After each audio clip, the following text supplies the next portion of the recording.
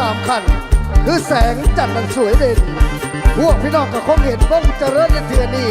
สิไข่สี่ฟองนิทานนำนิทานพื้นบ้านบอกว่าทันสมัยเอาให้มันทันใจทันผู้ฟังผู้พิศา